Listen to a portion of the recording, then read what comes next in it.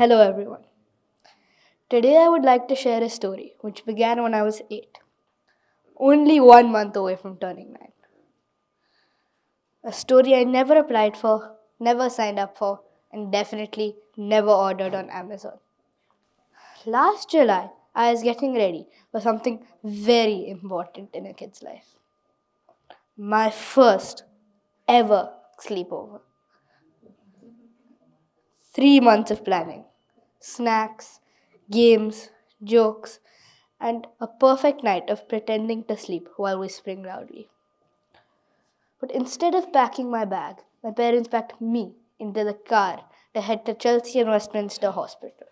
For weeks, something had felt off. I was drinking water like a camel preparing for a desert trip, going to the toilet so much I practically lived there, and eating enough food to feed a small village, but I was still getting thinner. And in sports, usually my happy place, I was moving like somebody had tied bricks to my legs. We thought I was tired, or growing, or maybe just a little bit dramatic, which honestly, sometimes I can be. But then the hospital called, and that call changed everything. My blood sugar was dangerously high. I was in DKA, diabetic ketoacidosis, which sounds like a spell from Harry Potter, but it's really your body screaming for help. I remember the car ride. My parents tried to look calm, but I could see the panic behind their everything is fine faces.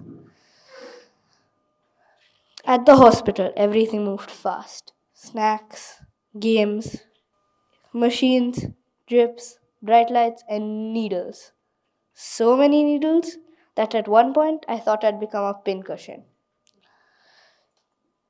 Doctors used words we never heard before: ketones, insulin, type 1 diabetes, and just like that, my life changed forever. I spent a week in hospital. If you think that means lying there watching TV, nope, not even close. I basically attended diabetes school. How to prick my fingers, bonus points for not crying. How to count carbs, even in tiny piece of food. How to calculate insulin. Yes, math follows you everywhere. How to guess if my sugar was high or low, like a human weather forecaster. And how to listen to alarms that went off at 2 a.m., 3 a.m., and of course, 4 a.m. At one point, I honestly wondered, will I ever feel normal again? But then the nurses told me something I will never forget. You can still eat everything you love. Nothing is off limits, as long as you count carbs and calculate insulin. And that was when I felt hope. And also the moment I decided this diabetes thing might not totally ruin my life. Italy, gelato, pizza, and lots of maths. A few days after the hospital, yes, just a few days, we still went on holiday to Italy. Most kids see just gelato. I see gelato plus insulin equals maths homework. Most kids just bite into pizza. I think, 48 grams? Maybe 52. Eh, Let me think like a human calculator. Every meal became carb counting, calculating, injecting. Sometimes I felt sad. Sometimes I felt angry. Sometimes I thought, why me?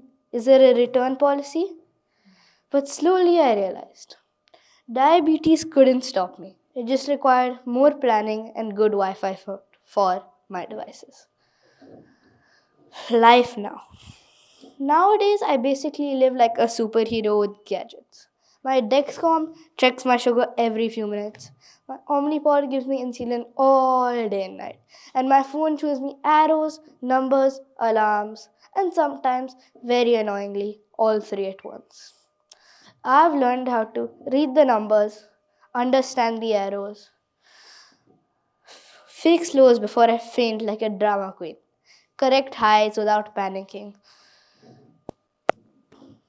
and carry enough supplies to stock an entire pharmacy. My school bag is a lot heavier than anyone else's. Not because I'm studious, no, but because I carry juice boxes, gummies, sensors, emergency kits, and spare parts. Basically everything but a refrigerator. But you know what? I've become stronger, more responsible, and more aware of my body than most people twice my age. Sports. Sports has always been my escape. Cricket, football, fencing, and swimming. But with diabetes, sports can be unpredictable. Sometimes in the middle of a match, my sugar drops and I have to step out to take gummies. Sometimes it spikes because I'm excited or nervous. Sometimes it's just perfect, making me feel unstoppable. There are days I feel different. Nights when alarms wake me up again and again. Times at airport security where they look at my devices like I'm part robot. And those moments make me wish my body would just behave. But there are also moments when I forget I have diabetes. When I'm laughing with my friends, hitting the perfect shot, or just being a kid. And those moments remind me diabetes is part of my life, but not my whole life. Why I wrote my book. It's been almost a year now, and I've learned a lot.